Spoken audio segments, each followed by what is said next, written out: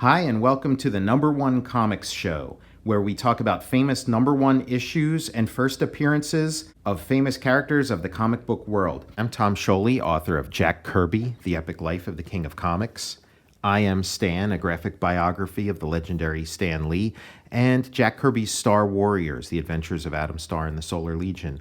All three of these books are available by following the links in the show notes below. In a previous episode, we looked at this reproduction, this giant treasury-sized reproduction of Flash Comics number one. And we looked at the first Flash story.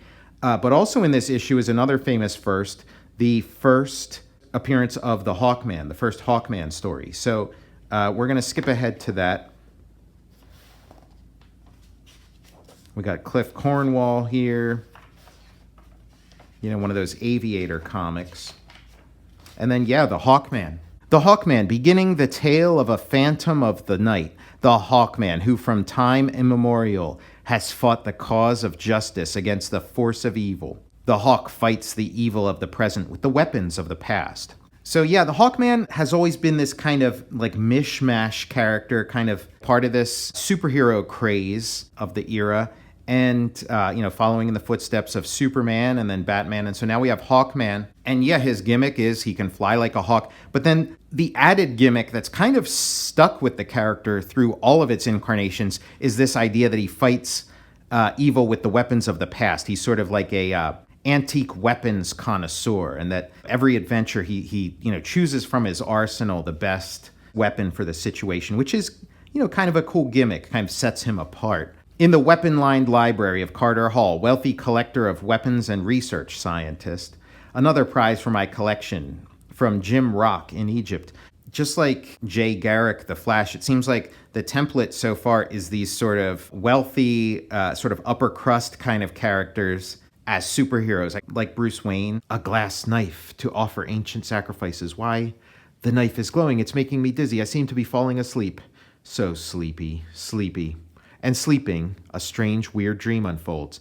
And so, yeah, he starts dreaming of some previous life of high adventure. Carter Hall, Prince Khufu, rushes to his loved one. Hall drives a fast-moving chariot through the spaces of the desert. His whiplash snakes out over the horses' heads. Faster, faster, hath set, must not arrive before me. So the race is on. It looks a lot like a sort of Flash Gordon kind of comic, even though it takes place in the past. And the writer is Gardner Fox. The artist is Dennis Neville. And he's sort of, these early issues of Hawkman are sort of famous for the amount of swipes that are in them. It's sort of, every artist of this era, every comics artist of this era, had their swipes that they would make from time to time. But this comic takes it to a whole different level. And so as a result, it's got a graphic intensity, but there's also some weirdness and awkwardness too that is also kind of interesting aesthetically. So yeah, this guy's rescuing Shiera, his beloved princess, and he's fighting off the bad guys and rescuing her. He takes an arrow for her, and then is set to be sacrificed with this knife. I die, but I shall live again, as shall you, hath set, and then I shall be the victor. Back in the 20th century again, Carter Hall awakes from his dream. The knife that killed me, who was Khufu? Then does not hath set live again? And perhaps Shiera too. We have been reincarnated. So we're sort of establishing a lot of the things that become the tropes of the Hawkman comics. If you've read, Hawkman comics in pretty much, any decade, any century, that there's, Carter Hall, Shiera, reincarnation. Now he runs into a woman. Pardon me, you are Shiera. Shiera, how did you know that? Star-crossed lovers who've been reincarnated from a previous century meet again. That's how I got the knife and the tale of the priest, and you and me. I've had those dreams too, only I thought them nightmares. Rest here, Shiera. I'm going out for a while. I think I know where to go. When I return, I'll take you home. Carter Hall goes to his laboratory, tunes in on his dynamo detector, and emerges shortly after from his weapon room, clad as a grim jest in the guise of the ancient hawk god Anubis, the Hawkman, peril of the night. So here's the origin of his costume. He's dressing up like the Egyptian god Anubis. And I gotta say, I've read a number of Hawkman comics. I haven't read this one before, and I did not catch that reference that he's supposed to be Anubis. The thing I'd always heard was that the creators of this comic had read Flash Gordon and saw the Hawkmen of the planet Mongo that Flash Gordon meets, and they kind of, built a comic book around it, whose extraordinary powers are derived from Carter Hall's discovery of the secret of the ages, the ninth metal, which defies the pull of Earth gravity. And the Hawkman goes forth. So yeah, the ninth metal, which I think might have been called the nth metal, maybe in like more recent incarnations of this comic. But these are the pieces of the lore of Hawkman. So it's kind of cool that so many of them are here right at the beginning. I must have known this night would come, and I know where to strike. Look, a hawk, a gigantic hawk, you mean? And so he swoops in. And again, I don't maybe chalk it up to, the amount of reference that he's using, but I never quite understood what the deal was with the sort of, Golden Age Hawkman design, how it's got this kind of like full hawk's head with upper and lower beak, upper and lower jaw, and the eyes, and then the mouth here. Like it just so bizarre looking. I mean, I love it. It's beautiful. And when I was working on superpowers and trying to incorporate Hawkman, I was messing around with this kind of design with the tongue sticking out and everything, but it is like really bizarre. It must be Anubis, hawk god of the ancients. My own creation, with it I shall rule the world, even as did Hath Set, priest of. What's that? So this guy is maybe a reincarnation of Hath Set, or, somebody who, is his disciple trying to be the new Hath Set. It must be Anubis, hawk god of the ancients. The hawk circles to the attack. You fool, I'll blast you to eternity with 1,000,000 volts.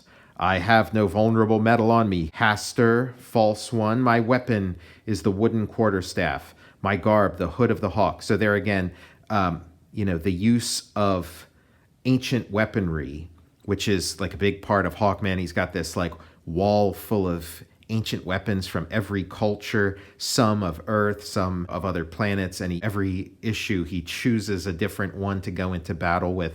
And my cloak of the web of the ninth metal is non-conducting. It repels electricity, which is the base of the force of gravity. You cannot harm me. Ignoring Dr. Hastur, the hawk attacks the turbines. A quarterstaff for rough work every time. And anybody who's played the Teenage Mutant Ninja Turtles video games knows how effective the quarterstaff is, or the bow staff that Donatello uses. It's got range and power. You shall pay, you fool, pay and pay and pay. Attar of myrrh and prayer, bring to me the betrayer. That smell, what is it? It's sweet, sickly sweet. The scent of myrrh rises in the city. But to those of the old blood, the myrrh is a summons. Anubis calls the ancient blood. I come, hawk god. The hawk flies too high to smell the myrrh. I shall return again to raise the house to the ground. Now to see Shiera and explain everything. Gone, Shiera is gone. That can mean but one thing. Hastur hath set, has her in his power. This time I shall show no mercy. Again, that hawk helmet is just very odd looking. Another cloak of the ninth metal for Shiera and a crossbow. These are my weapons now. So again, he's got his arsenal of ancient weapons, bringing in a crossbow this time.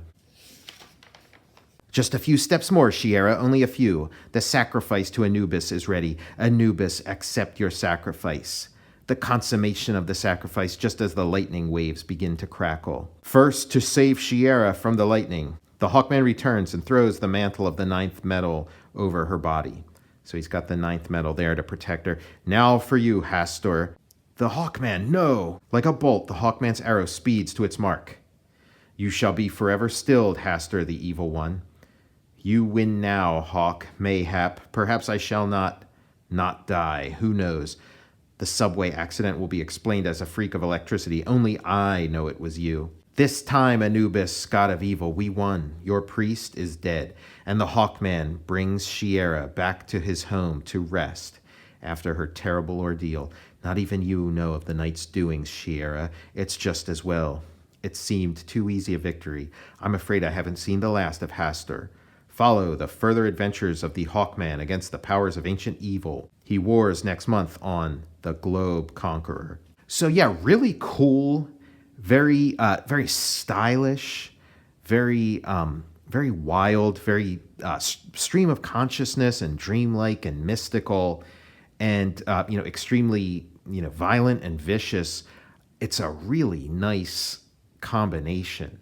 Just the rawness, it's just very raw in terms of writing, very raw in terms of the drawing. Something about these Golden Age comics that you just you can't really reproduce. It's a frame of mind and that's just obviously of a different era. You can see why every so often the Hawkman continuity has to be reset or rethought, because it's a lot of different elements pulled from different places and just kind of smashed together.